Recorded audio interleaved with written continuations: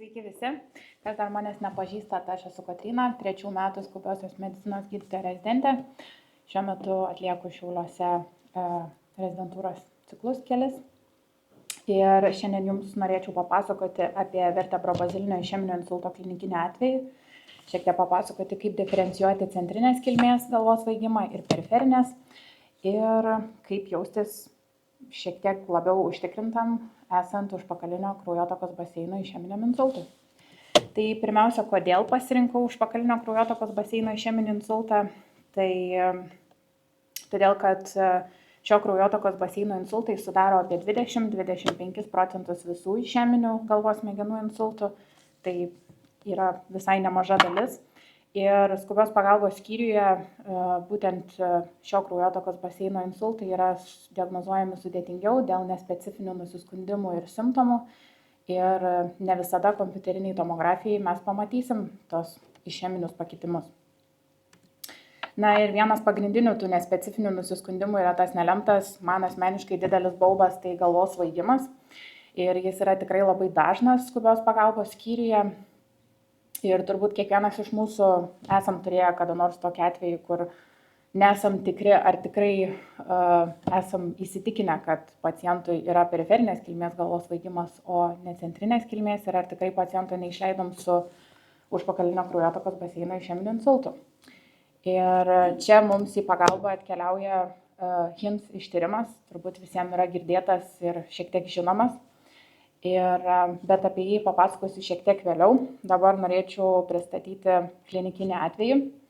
Taigi eilinis lapkričio 28 dienos vakaras RŠL SPS, daug pacientų laukiančių eilėje skirstime ir gaunam greitosios pranešimą, kad už maždaug 10-15 minučių atveža įtariamą insultą 45 metų moterį ir simptomų pradžia yra 16 valandą.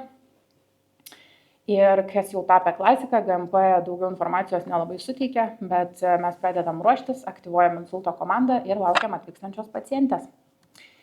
Ir pacientė atvyksta 18 valandų 18 minučių į skubios pagalbos skyrių. Jis skundžiasi galvos svaigimu, pusiausvyros sutrikimu, teigia, kad pradėjo mėtyti į šonus, sunku paeiti, pykino, kelis kartus vėmė. Ir visi šie simptomai prasidėjo 16 valandą būnant kirpykloje. Ir taip pat pacientė pasakoja, kad jau būnant GMP automobilyje, ji pradėjo jausti dešinės rankos ir kojos tirpimo jausmą. Ir greitoji papasakojo, kad pastebėjo greitojoje, kad nusviro kairys vokas, tai atsirado kairio voko ptozė, ko prieš tai nebuvo, kaip pirmą kartą matė pacientė. Na ir toliau klausinėjant pacientę, ji pasakojo, kad ji blogai jaučiasi jau 4 para, tai yra nuo lapkričio 24 dienos jinai jaučia kairės galvos pusės ir kaklo skausmą. Skausmas yra pastovus, pakankamai intensyvus, vertina 4-5 balais ir analgetikai yra neefektyvūs. Ir objektyviai apžiūrint pacientę, jinai yra sąmoninga, orientuota, kontaktiška, stebima kairio voko ptozė, vyzdžiai lygus, simetriški. Žvilgsnis šiek tiek krypsta į kairę, bet žvilgsnio parezės nėra, akių judesiai laisvi visomis kryptimis. Pacientė dvejinimas ar vaizdo liejimas neigia, veide jutimo sutrikimus taip pat neigia, nistagmo neradom. Ir pacientė nurodo hipoesteziją dešinėje rankoje ir kojoje. Galūnių raumenų jėga yra simetriška, nesutrikusi 5 balų, koordinacinius mėginius pacientė atlieka be dismetrijos, o patologinių refleksų irgi neišgavom. Ir pacientė visas lėtinės ligas, vartojamus vaistus ir alergijas medikamentams neigia. Ir dar kartą primenu, jai 45 metai. Ir man iš karto galvoje tokie kaip red flagai susidėliojo, kas man kėlė tokį kaip nerimą. Tai buvo tas kairio voko ptozė ir dar nepaminėjau, liežuvis krypo į kairę pusę. Tai vienas iš atvegų buvo ir tas liežuvis ir tie jutimo sutrikimai dešinėse galūnėse ir veide kairėje pusėje, kūne dešinėje pusėje. Bet man dvejonių daug sukėlė ir privertė susidėlioti diferencinės diagnostikos visą sąrašiuką ir planą galvoje. Tai tas galvos kairės pusės ir kaklo skausmas, kuris trunka jau 4 para. Ir ar tai tikrai galėtų būti išeminis insultas, galbūt tai aneurizma, hemoraginis insultas, galbūt ar tikrai nuo 16 valandos pacientė susirgo. Tai va, ir su to tokiu planeliu pacientė iškeliauja į kompiuterinę tomografiją. Išmatuotas spaudimas korekcijos nereikalavo, buvo 153 ir 94. Ir iš visos pirminės apžiūros pacientė pagal NIC skalę renka 1 balą, tai už dešinių galūnių jutimo sutrikimus. Na ir pacientė iškeliauja į kompiuterinę tomografiją. Kol pacientė skanuojama, mes su neurologė apsitarėm diferencinę diagnostiką, gydymo planą ir visą tolimesnį veiksmų planą. Tai mūsų pagrindinė diagnozė buvo, kurią mes įtarėm, tai kad pacientai galėtų būti vertebralinės arterijos disekacija, kadangi pacientė yra jauno amžiaus, neturi insulto rizikos veiksnių, šiaip kitų rizikos veiksnių, lėtinių ligų ir dar tas galvos skausmas kairės pusės ir kaklo. Ir tikrai tikėjomės, kad tai bus vertebralinės arterijos disekacija. Apsitarėm, kad jeigu tai pasitvirtintų, kad specifinio gydymo netaikysim, skirsim antiagregantus ir pacientę stacionarizuosim į neurologijos skyrių. O kita mūsų diagnozė buvo užpakalinio kraujotakos baseino išeminis insultas. Ir jeigu jis pasitvirtintų, apsitarėm, kad trombolizę šiuo metu netaikysim, nes pagal NICS pacientė renka tik tai 1 balą. Ir mes laiko turim, nes simptomai yra nuo 16 valandos, o tuo metu buvo po 6 apie 25 minutės. Tai mes puikiai telpam į laiką, todėl stebėsim pacientę ir jeigu progresuos neurologinė simptomatika, mes atliksim trombolizę.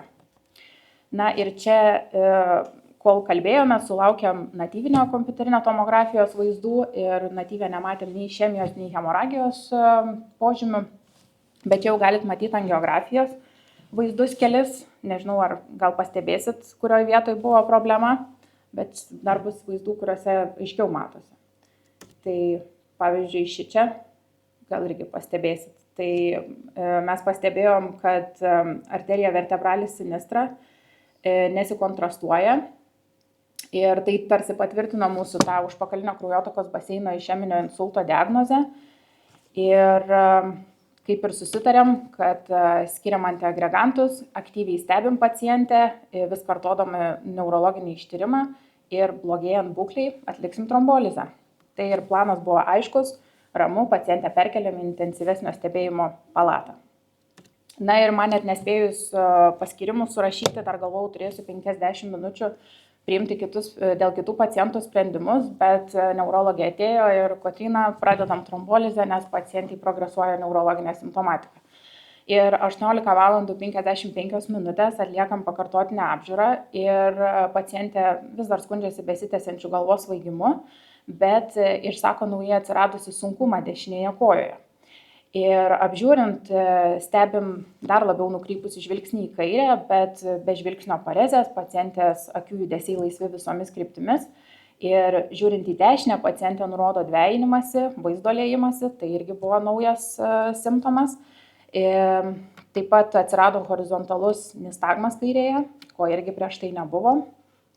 Ir progresuojanti kairio voko ptozė, ta akis dar labiau buvo užmerkta ir liežuvis krypsta į kairę ir dešiniai kojoje rankoje išlieka hipoestezija ir dešinės rankos raumenų jėga yra 5 balų, o dešinė koja pakėlus iš lėto leidžiasi žemyn, tai proksimaliai 4 balai, o distaliai 5 balai.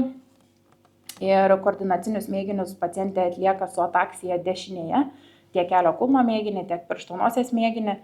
Ir pasiskaičiavom, kad pagal NIC skalę pacientė šiuo metu jau renka 4 balus, tai yra 1 balas už jutimus, 2 balai už ataksiją ir 1 balas už dešinės kojos raumenų nusilpimą.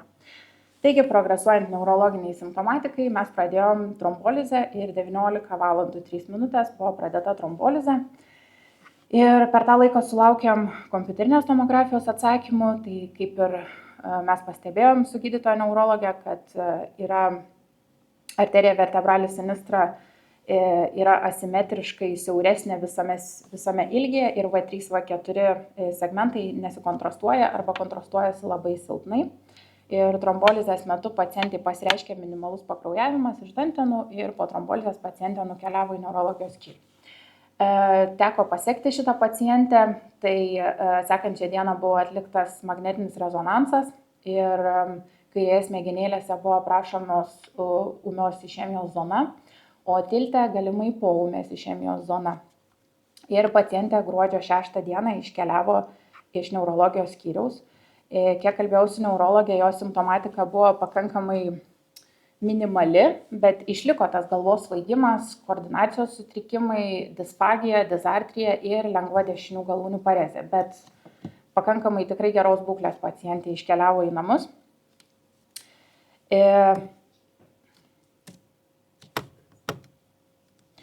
Na ir kalbant apie tą HINS ištyrimą, apie kurį kalbėjau pradžioje, tai HINS ištyrimą sudaro 3 komponentai. Tai galvos impulsų testas, nistagmo vertinimas ir akių deviacijos testas, kitaip sakant, test of skew. Ir esant periferiniam svaigimui, galvos impulsų testo metu mes matysime korekcinės sakadas. Vertinant nistagmą, dažniausiai nistagmas bus vienkryptis, horizontalus, o vertinant deviaciją mes jos neaptiksim.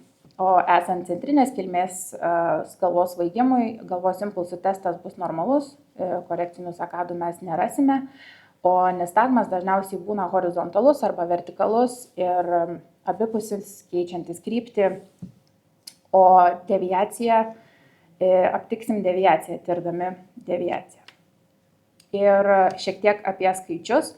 Tai HINS testo jautrumas nustatant centrinį galvos svaigimą siekia nuo 96 iki 100%, o specifiškumas periferiniam vestibuliniam sutrikimui patvirtinti yra apie nuo 85 iki 98% ir palyginimui kompiuterinės tomografijos jautrumas insultui ūminėje fazėje siekia 16–42%. Todėl akivaizdu, kad HINS testas yra daug jautresnis ir ypač pirmosiomis valandomis. Ir taip mums padėtų šiek tiek jaustis labiau užtikrintiems, diferencijuojant centrinės ir periferinės kilmės galvos svaigimą. Tik žinoma, HINS atliekam tada, kai pacientui randam nistagmą. Jeigu nėra nistagmo, HINSo kaip ir negalėsim atlikti. Na ir ką aš norėčiau, kad išsineštumėt į namus, tai kad tikrai verta ir naudinga atlikti HINS ištyrimą. Ir kalbant apie užpakalinio kraujotakos baseino insultus, tai HINS ištyrimas dar svarbesnis yra. Na ir labai svarbu yra diferencinės diagnostikos planas, turėti galvoje, ką mes norime diagnozuoti ar atmesti ir ką mes darysime, jeigu mums tai nepasitvirtins ar pasitvirtins. Tai yra turėti aiškų planą. Na ir žinoma, komandinis darbas, taip kaip komandiškai dirbom ir su slaugytojomis, tuo metu turint šitą atvejį ir su gydytojo neurologė. Ir tas, manau, padėjo pacientai pagerinti išeitis. Ačiū už dėmesį.